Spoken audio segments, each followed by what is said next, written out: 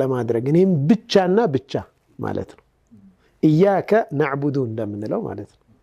ወኢያያ ፈርሀቡን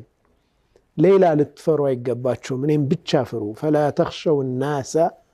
واخشوني የሚፈራው አላህ እንጂ ሰው አይደለም ሰው ስላለ መልካም መስራት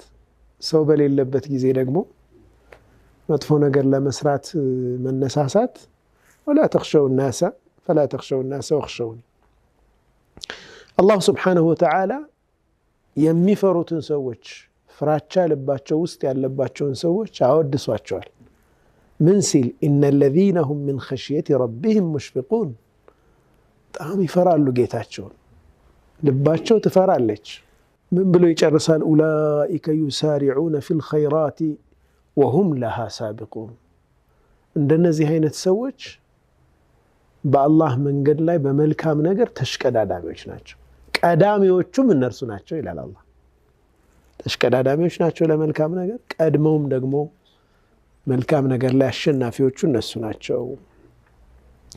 ሙስነድ الترمذي ላይ عائشة رضي الله عنها እናታችን عائشة